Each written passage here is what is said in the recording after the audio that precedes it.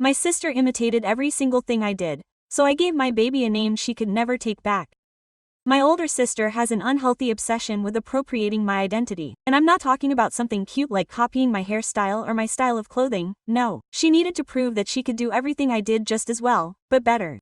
When I decided to study law, she dropped out of medical school after 3 whole years and switched to the same major. I mean, when my husband and I moved in together and adopted a cat, Maine Coon, what did she do? Exactly. She bought an identical one. She still takes antihistamines every day for her allergies, but that was nothing compared to what came next. My sister has always hated babies with all her heart. She can't stand being in the same room with anyone under the age of 14 without making a face of utter disgust. If any woman mentioned pregnancy around her, she would wrinkle her nose and blurt out, "I would never destroy my body like that. I respect myself too much." That's why when I announced that I was pregnant, I never imagined in my worst nightmares what she would do. 2 weeks later, she called the entire family, including her extended family, to give her some bombshell news.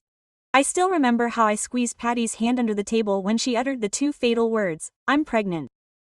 I almost laughed at the irony. It was the height of her plan, to copy me to remove myself from the spotlight and return to being the protagonist. Since I knew she would never stop, I decided to give her something to copy and that would cure her of doing it forever. The next morning I called Lauren, her best friend, the one who doesn't keep a secret even if they pay her to. The phone rang just once. "Hey, do you fancy a coffee at Paris Baguette? It's been 1,000 years since we last talked." "Sure, I'll be there in an hour." I hung up and smiled like a little girl with a new toy. The plan was perfect. When we sat down to have our coffees, I got straight to the point with my most angelic face. "I'm so excited for my baby girl. I've already picked out the perfect name." Lauren was grinning. "What are you going to call her?" I lowered my voice to a conspiratorial whisper. "I'll tell you, but swear you won't tell my sister, okay?" I knew Lauren couldn't keep anything to herself, so if I told her the name in less than 24 hours, my sister would have it. And that's what I did. I whispered it to her. I watched her expression change from excitement to utter bewilderment. "It sounds unusual," she said cautiously. "I know, but it's a family name on my grandmother's side. It has such a beautiful meaning." I knew my sister would fall for it and give it to her daughter. I just had to wait.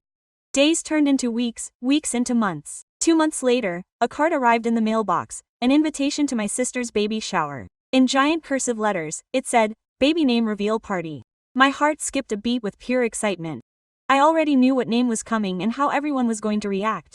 The morning of the event, I took my time getting ready. Patty looked at me strangely as she curled my hair. "You're way too happy for your sister's baby shower," she commented. "She's getting exactly what she deserves today," I replied. We arrived and the venue was exactly as I expected, over the top, desperate for attention. Pink balloons reaching to the ceiling, a 3-tiered cake, giant photos of her everywhere. My sister in the center, wearing a tight white dress that showed off her 7-month-old belly, beaming like she was at the Oscars. "Thank you all for coming," she shouted into a microphone she had rented. "Today we're not only celebrating my baby, but I'll finally reveal his name." Warm applause.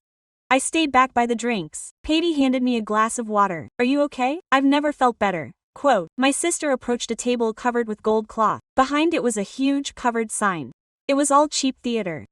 "This name has a very special meaning to me. It's a name inherited from our grandmother." I looked at my mother in the front row. She was frowning. Our grandmother's name was Rosa. There was no way. Without further ado, she pulled the cloth. The sign fell and in bright pink letters appeared Delphet.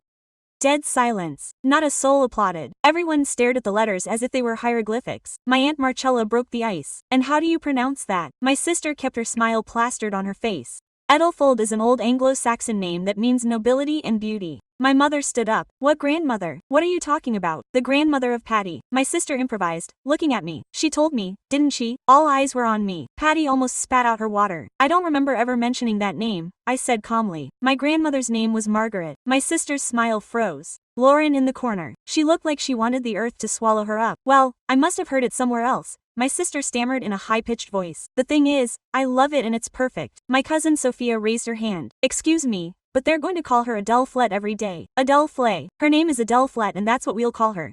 Quote. She replied curtly. "My uncle Carlos, no filter. That poor girl is going to be bullied her whole life. She's unique and special." Quote. My sister defended herself, trembling. "Better than boring, common names." My mother came closer. "Daughter, this doesn't make sense. You've never mentioned that name before. Why not something from our family?"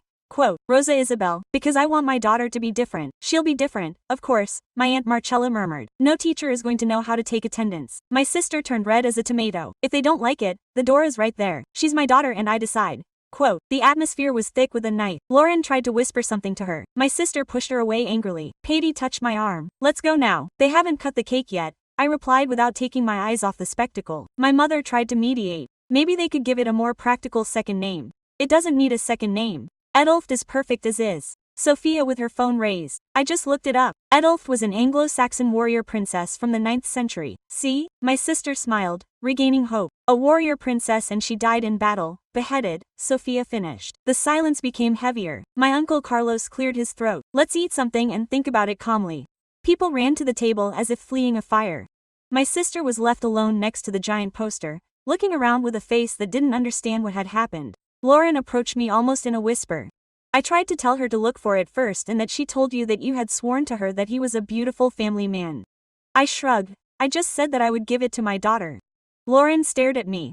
You knew perfectly well what you did, and when she finds out, what? I answered calmly. Will she admit that she copied something without bothering to investigate? That she's so obsessed with me that she didn't even check if the name existed. Lauren opened her mouth. Nothing came out, and she ran off. Patty returned with 2 plates. Your mother is trying to get her to change it, but it's impossible. She's already announced it in public. If she backs down now, she'll look like an idiot. Are you embarrassed? She asked me. I thought for a second. No, she's been copying my entire life for years. My career, my cat, my pregnancy. This was the limit. I asked her 1,000 times to stop and she never listened. Well, now she's got something she'll never be able to copy again. At that moment my sister approached, her face distraught, her eyes full of rage and tears about to come out. You, she began, and I just smiled. With her eyes red and her tears barely contained, she stared at me. Can I talk to you for a moment? She murmured privately. Patty looked at me questioningly, worried. I gave her a slight nod of approval. To reassure her, he stepped aside with his plate in his hand. Mia and I stepped out into the backyard. There were hardly any people there. She crossed her arms tensely. Lauren told me something very curious. She said bluntly, 2 months ago you mentioned that name to her and you specifically asked her not to mention it to me. That's true. So you already knew I was going to pick it. I knew you were going to imitate it, like you imitate everything I do. Mia fell silent. For the first time in a long time she had no ready retort. It's not imitation, she finally replied quietly. It's inspiration from you. Inspiration. You changed your entire career just because I chose private law. You adopted the exact same breed of cat that I have. You moved into the same building where I live. You call that inspiration. I admired your choices. I didn't want to be you. And the worst part is you always had to outdo me. More expensive, bigger, flashier. Mia surreptitiously wiped her eyes. If it bothered you so much, why didn't you ever tell me anything? Did you say it clearly? I told you once. You laughed and called it a coincidence. Maybe some things were coincidences. Do you really think announcing my pregnancy 15 days after yours was a coincidence? Mia didn't answer. She looked away toward the garden where the guests were chatting in low voices. Quote, that's a horrible name, she said after a while. Everyone hates it. I know. And you were really thinking of giving your daughter that? No. I already have a real name chosen. One I never mentioned to you. One that even Lauren doesn't know. Mia's face fell as she understood the whole thing. You set me up. I taught you a lesson. If you're going to replicate my life, at least make sure what you replicate is worth it. Mia took a step toward me. For a second I thought she was going to hit me. You're a harpy. And you, an obsessive copycat who needed a lesson. I'm not going to change it. I've already announced it. It's already decided. Perfect. Then enjoy explaining to your daughter why she has a name that no one knows how to write or pronounce. People will get used to it. Do you think so? Mia didn't respond. She just gave me a look full of hatred and went back inside. I stayed a few more minutes in the garden breathing in the cold night air. Patty came out to look for me. Your mother says they're going to cut the cake in 5 minutes. Are you staying? Sure. I want to see the end. We returned to the living room. Mia posed next to the cake with a fake smile. My mother, next to her, seemed uneasy. Quote, it's cake time, Mia announced with feigned joy. We all gathered around. She took the knife and cut the first slice. It was strawberry and cream, identical to the one I had at my baby shower 3 months ago. Even that much was identical. They passed out the pieces. I picked one and ate it slowly, enjoying not only the taste, but the situation. My Aunt Marcella came over. Quote, do you have a name for the baby yet? Yes, but I'm keeping it a secret until after he's born. Good idea. That way no one can look askance at Mia and have any more opinions. The party ended 2 hours later. The guests left whispering about the weird name. Mia waved them off with the same fake smile. When it was our turn, I came over. Quote, it was a beautiful party. Thank you. And the unique name. I know it. We stared at each other for 3 long seconds. There was fury, embarrassment, and something else in his eyes that I couldn't figure out. Quote, see you soon, I said. Don't count on it. Patty and we left in the car. She was silent for 5 minutes before speaking. What now? Now I wait. For what? For Mia to understand that she can't keep copying my life, for her to discover who she really is. And if she doesn't understand it easily, she'll understand it every time someone asks her how to spell her daughter's name, Every time she has to spell it, every time she sees the bewildered faces. We got home. It took me a while to fall asleep that night. I looked at my phone. Lauren had written to me, "What you did was ugly, but maybe it was necessary. Mia needs therapy. This isn't admiration anymore. It's something else." I didn't answer. I turned off the phone and closed my eyes. For the first time in years, I felt like my life was mine again. Mia had crossed every boundary I had set. I had just stopped her in her tracks in the most public and cruel way I could think of. Maybe I was harsh. Maybe I went too far. But it had finally worked. 3 weeks after the baby shower, at 10 p.m. the phone rang. The phone. It was my mother. Mia is getting horrible comments about her name. What kind of comments? At work, they ask her to write it down because they don't understand it. At the doctor's office, she had to repeat it 3 times.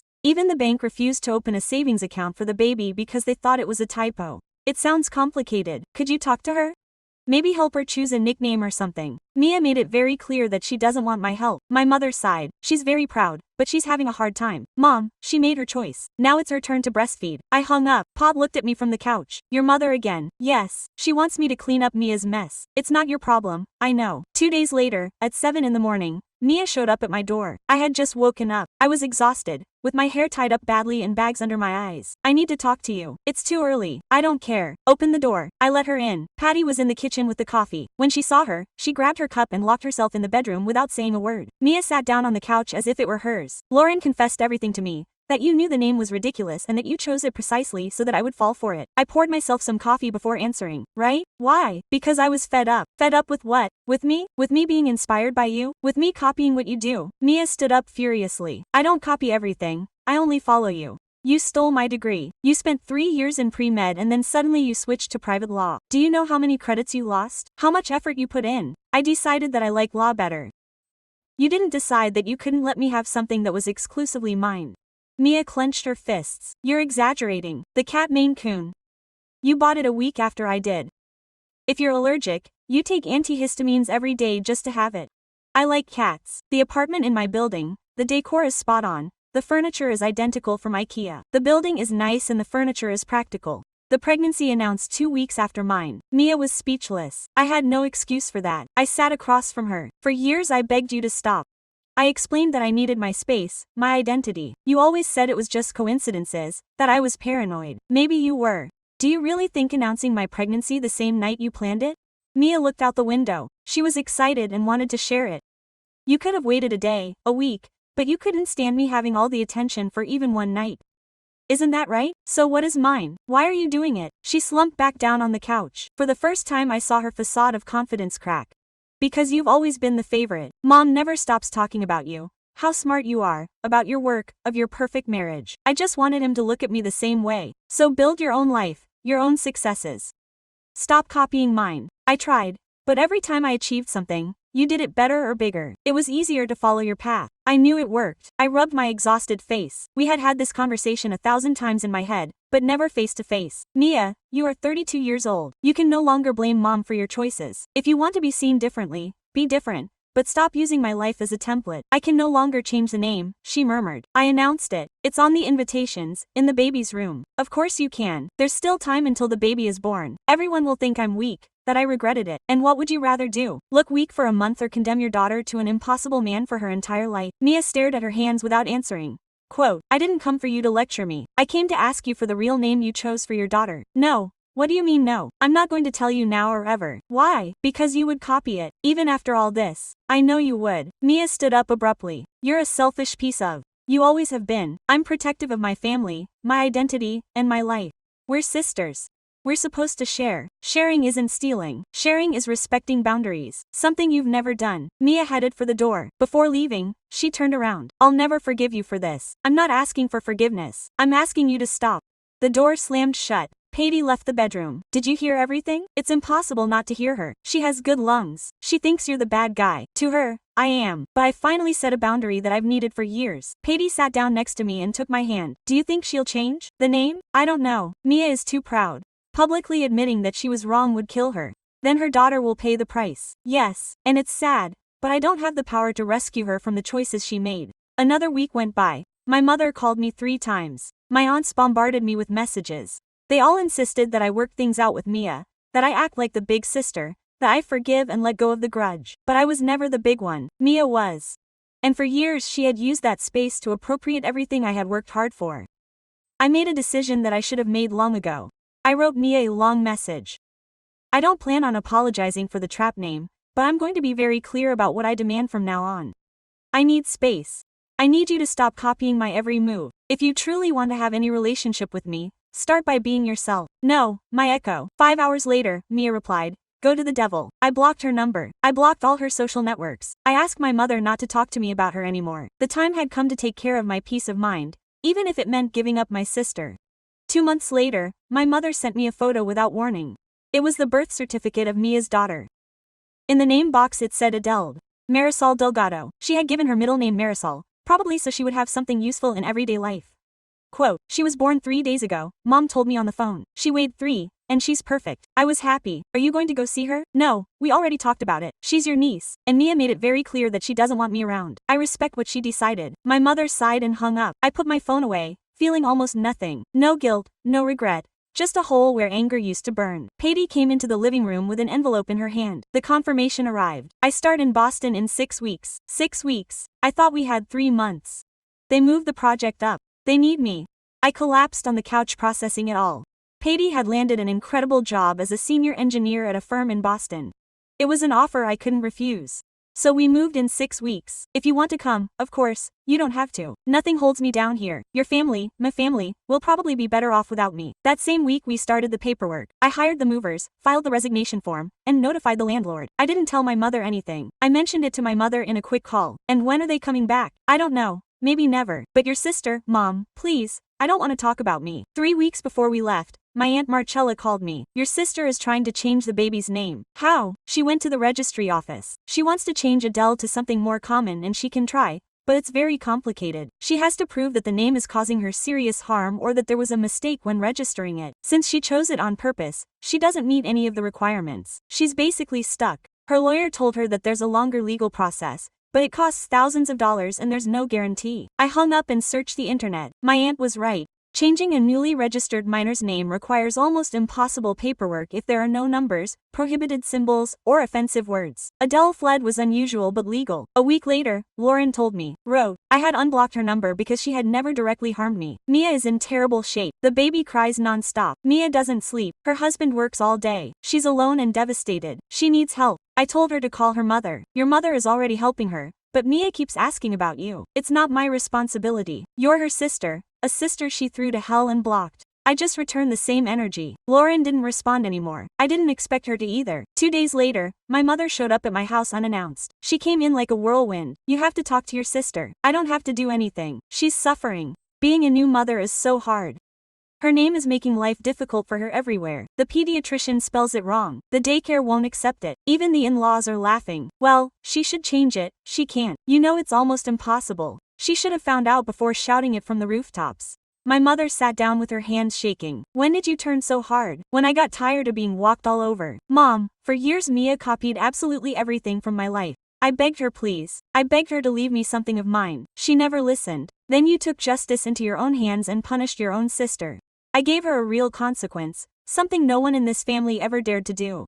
We did.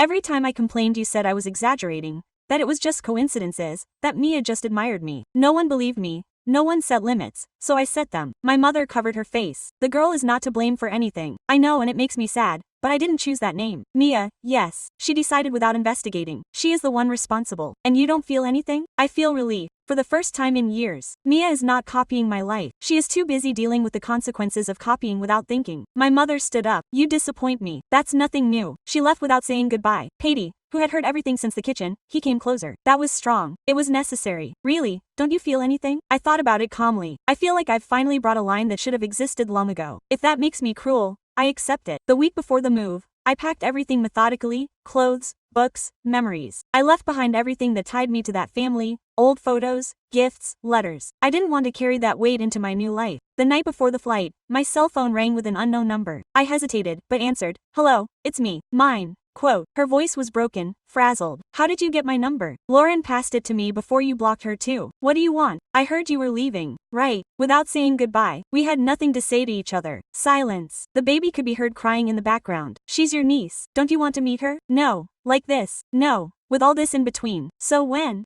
you learn to be you, when you stop existing through me, when you build your own life instead of taking over mine, I didn't steal any of mine. You changed careers, adopted the same cat, moved into the same building, got pregnant 2 weeks after me. What part of that isn't stealing? More silence. The little girl was still crying. I have to hang up, she said finally. Maria's crying. That's what we call her. No one can say her full name. I get it. Maybe when you get back. I don't plan on coming back anytime soon. Maybe never. So this is goodbye. That's it. It seems. He hung up. I looked at my phone for a full minute before putting it away. The next day, Patty and I took a plane to Boston. As we took off, I looked out the window at how the city became smaller. I was leaving behind a broken family, an obsessed sister, and years of pent-up anger. In front of me was an unfamiliar city, clean opportunities, and the chance to live without anyone casting a shadow over me. I wasn't sure if I had done the right thing, but I was sure that I had done what was essential. 6 months after we settled in Boston, I was working at my desk when the doorman knocked. Ma'am, there's a woman who claims to be your sister. She's bringing a baby. Mine. Of course she'd come. Of course she'd never leave me alone. Tell her to come up. 3 minutes later, there was a knock at the door. I opened it. There was mine, thinner, dark circles under her eyes, dull hair. The baby was sleeping in her arms, wrapped in a pink blanket. How did you find my address? Mom gave it to me. Sure, I can come in. I stepped aside. She walked in looking around. The apartment was smaller than the last one, but it had a better view. Nice place. What are you doing here, Mia? I need your help. With what? With all this. The name, everything. She sat down on the couch without asking permission. The baby stirred, but didn't wake up. I can't fix your decisions. You made them. You set me up. I taught you a lesson. It's not the same. She took out her phone and showed me a photo. A daycare pre-registration form with the namespace left blank. Every time I have to fill something out, they look at me like I'm crazy. At the pediatrician's office they put ETEL because no one gets it right. The bank wouldn't let me open an account for her because they thought it was a mistake. What do you want me to do? Help me change it. You studied law. Do you know how? I know how, but I'm not going to do it. Why not? Because this isn't just about my name anymore. It's so you can learn to decide for yourself. Here's the text rewritten in Spanish. In my own voice, without copying phrases verbatim, maintaining the same emotional spirit and approximately the same length. You have to be yourself, not a cheap replica, not an inflated caricature of someone else. I am myself. No, you are not. For years she has been my poorly drawn shadow, an imitation that always wanted to surpass what was mine, bigger, more expensive, louder. The little girl woke up and burst into tears. Mia cradled her by inertia, as if it were an automatic gesture rather than affection. I did not cross half the country to Boston so that you could be my guest. I came because I thought that a few months would have made you grow, that you would be calmer by now. I am calm, but I do not intend to pave the way for you to continue running away from what you caused. The one who suffers is my daughter, not me. And as sad as it is, you were the one who got her into this mess, weren't you? Mia jumped to her feet. You are a soulless viper. That may be so, but I am also someone who sets boundaries. Something that you never respected. What do you want me to crawl and apologize? Okay, I'm sorry. Happy. I don't want a cardboard apology. I want you to seek real help. Serious professional therapy. Because this stopped being admiration a long time ago. This is illness, pure obsession. Mia was speechless. The baby was still bawling. She was shifting her from arm to arm as if she were a package. I'm not obsessed. I have 3 folders full of evidence. I went to the room, took a plastic box out of the closet, and dropped it on the coffee table. Inside were photos, printouts, screenshots, receipts, everything sorted by date, like a police file. 5 years of your life copied from mine. Every piece of furniture identical. Every purchase made the same day. Every sentence you posted on social media stolen from mine, letter for letter. Mia opened the box and started looking through it. There were images of our twin apartments, receipts from the same pet store minutes apart, your posts cloning mine down to the last detail. You've been filing this away for years because I knew you'd deny it, say it was a coincidence, that she was crazy. She slammed the lid shut. This is psycho. Is it psycho to file or is it psycho to copy someone's life for years? I'm not staying to listen to any more nonsense. She picked up the girl and headed for the door. I intercepted her. Wait, you're not leaving until you hear me out. I'm proposing a deal. I don't want any deals with you. 6 months of weekly therapy, no excuses, no absences. If you do it and you really work at it, I'll help you with the paperwork to change Mary's name. She looked at me as if I was speaking to her in another language. Why the hell would you do that? Because I don't want the girl to pay for your mistakes for the rest of her life. But I'm not going to reward you for doing nothing either. If you want my help, you help yourself first. And if I say no, then this box goes straight to Mom, Dad, Lauren, everyone who ever stood up for you when I complained. They'll see how far your fixation has gone. You're extorting me.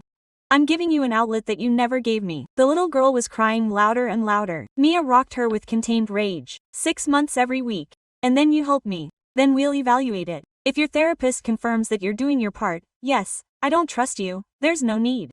You just have to choose what weighs more, your pride or your daughter's future. Mia took a deep breath. The little girl was finally calming down. I accept. I'll give you Dr. Romero's contact information. I'll call every month to confirm that you're going. I'll make sure you follow through. Because if you fail, this box goes viral in the family. I hate you. Hate me all you want. But you'll also be able to thank me the day Mari writes her name without anyone laughing. She left without looking back. I closed the door and stood still, empty. Patty left the bedroom. She had heard everything. That was hard. I had to do it. Do you think she'll go to therapy? I don't know. But at least I put a mirror in front of her and a door. Something she never did with me. I put the box away. I didn't know if Mia would show up the following Monday or if this would do any good. But for the first time, I didn't feel revenge. I felt like I was putting things in order, with real consequences. And maybe that's what we both needed. 4 months later, my phone rang. Dr. Patricia Romero, your sister gave me permission to talk to you. I wanted to let you know that she's been to all the sessions. There's been significant progress. We've worked on self-identity, sibling rivalry, and obsessive behaviors. Mia is committed. Committed or just attending? Both.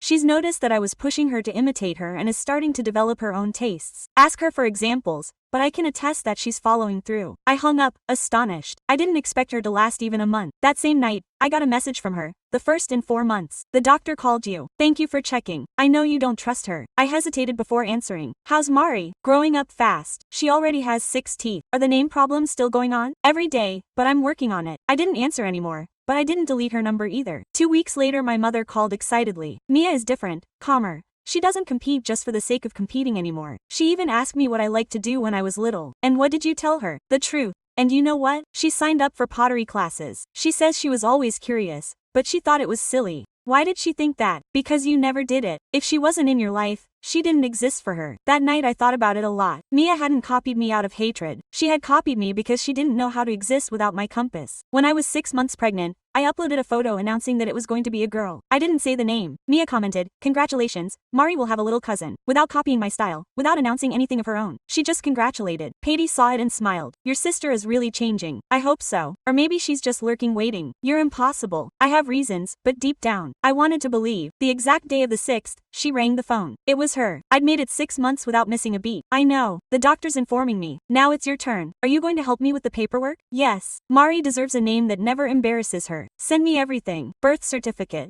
Your ID and the father's ID. You really will. I made a deal. I'll keep my word too. Long silence on the other end. Thank you. Don't thank me yet. It's going to take time and money, I know. But it's worth every euro. Over the next 2 months, I took care of everything. Specialized lawyers, briefs, hearing. The judge saw it very clearly. An unpronounceable name harms a minor's emotional development. Approved at the first hearing. I sent the new certificate by certified mail. It said Marisol Elena Delgado. Mia called me crying so much she could barely speak. You put my middle name.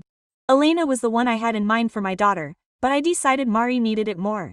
I don't understand. I want her to be able to tell him when she's older and asks, "Your aunt gave it to you." And maybe then she'll understand that families break apart, but they can also be mended. She cried harder. I don't deserve it. It's not about deserving it. It's about breaking the chain of being better than yesterday. What will yours be called then? Olivia Carmen, after Patty's grandmother. It's beautiful. Hey, can I go meet her when she's born? I took my time before answering. Yes, but with clear rules. I don't want Olivia to grow up measuring every step with her cousin. There will be no comparison. I swear, Dr. Romero is helping me a lot, so yes. And who knows, mine. Maybe we were never the postcard sisters everyone imagined, but we could be something new, healthier. I'd love that. Me too. We hung up. Patty was looking at me from the doorway. You gave her your name. It was only fair. Are you softer than you pretend, or am I just exhausted from fighting so much? 2 weeks later, a photo arrived. Mari smiling, holding a huge sign that said Marisol in red marker. First day at the new daycare. No one asked how to pronounce it. I sent her a heart, the first in years. We weren't the perfect sisters in the old photos. Maybe we never would be, but we were building something different. Respect instead of plagiarism, boundaries instead of invasion, 2 separate identities instead of a single, elongated shadow. And that was enough for the first time. She sent another photo. It was her in her ceramics studio, holding a slightly misshapen vase that was clearly made with all her heart. My first piece is a disaster, but it's mine, I replied. It's perfect precisely because it's yours, and for the first time in years, I meant it, without irony. A month later, Olivia was born. Mia didn't show up at the hospital right away. She waited 3 days and even asked if she could come in. She arrived with a bouquet of flowers in a wrapped package. It was a ceramic vase, much prettier than the first one. I made it thinking of Olivia for when she receives her first bouquet. She said, "It's beautiful. Thank you for the name Marie." I explained that her aunt had given it to her. She's still too young to understand, but she will one day. Someday we fell into a quiet, comfortable silence. It wasn't ideal, but it was authentic. And after so many years of cheap imitations and replicas, that was exactly what we both needed. 2 years later, I was in the kitchen making breakfast when Patty came in with the mail. An invitation from your sister arrived. I opened the envelope. It was for Mia's 3rd birthday. The card was simple, without any excessive embellishments. Nothing like the over-the-top parties Mia used to throw. "Come on," Patty asked. Of course, Olivia needs to get to know her cousin better. On the day of the birthday, we arrived at Mia's new house. She no longer lived in the same building where we used to hang out. She had moved to a quieter neighborhood. The decor was dinosaurs, all in greens and purples. There were no giant pictures of her everywhere, no extravagance. Everything was very restrained. Mia opened the envelope, the door with a big smile. She looked different, more serene. Her hair was shorter, a cut I had never had before. Marie ran out, and Olivia. The girls hugged each other and disappeared into the garden. Mia invited us in. Quote, "The house is beautiful," I said, "thank you. I decorated it all by myself. I took an online interior design course." "Really?" "Yes, I love it. I'm thinking about getting certified." "How great." My mother was in the living room chatting with other moms. When she saw me, she smiled and came over to me. Quote, "I'm so glad you came. I wasn't going to miss it. Mia has changed a lot, hasn't she?" "Yes, you can tell. She told me that you helped her a lot with therapy and all that. She made the effort. I just set the boundaries." The party was peaceful. The kids played, the adults talked. There was no drama or competition, it was just a normal birthday. At one point, Mia and I were left alone in the kitchen cutting the cake. "Marie is happy with her name," she said. "She's already written it in full." "I'm glad." The teacher asked me where it came from. I told her the truth that her aunt gave it to her. "And you know," she said, "it was a very nice gesture. That few sisters would do something like that. You deserved a chance to start from scratch."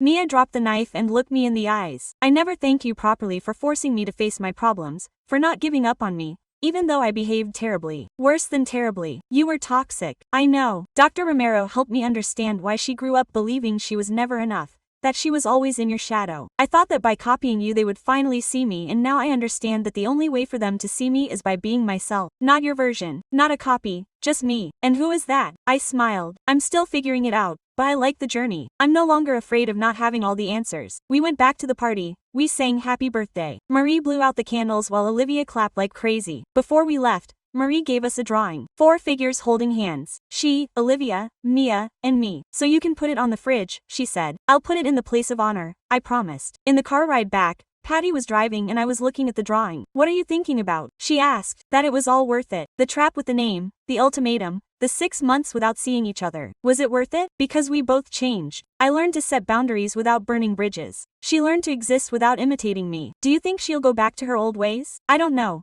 But if she does, I know how to handle it, without guilt and without hesitation. That night I stuck Marie's drawing on the fridge next to Olivia's. Patty made tea and we sat on the balcony. Your mother asked me if we were thinking of moving back nearby. She said, "And what did you tell her?" "That we'd think about it, but that our life is here now." Exactly. Here we're building something of our own. No comparisons, no shadows. My phone vibrated. It was mine. "Thanks for coming, Marin. She won't stop talking about Olivia. We should do it more often." I said yes, but with clear boundaries, like always. I put the phone away and looked at the city lights. For years I felt like Mia was stealing even the air I breathed, that every step I took, she repeated crookedly, turned into competition. The name trap had been hard. I knew it, but it had also been necessary because years of speaking softly and demanding respect had been useless. Sometimes people only learn with real consequences.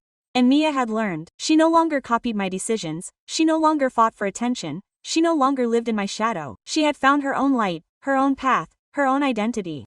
And I had learned too. Setting boundaries didn't make me cruel, protecting my peace didn't make me selfish, and saying no wasn't as important as saying yes. Maria now bore a name she could write with pride, a name that held my memory, but that was already part of her own story. Olivia would grow up knowing her cousin in a healthy environment, without the toxicity that Mia and I had dragged along for years. The cycle had been broken. "What are you thinking about?" Patty asked. "About what I gained." "Did you win?" "No, the competition, not the revenge. I gained something better. I got my life back. I have a sister who is finally herself, and I have the peace of mind of having set boundaries when no one else did. Patty raised her cup to win what really matters. I clinked mine with hers. That's why, the next morning, Mia sent me another photo. She in her studio, surrounded by finished pieces, vases, plates, cups, all different, all hers. I answered without thinking twice. I'll be there, because that's what I always wanted. Not a sister who imitated me, not a sister who competed with me, but a sister who shone on her own. And finally, after years of anger, a cold trap, and very painful wounds, I had her. It wasn't the prettiest path. It was dark, hard, and complicated, but it worked.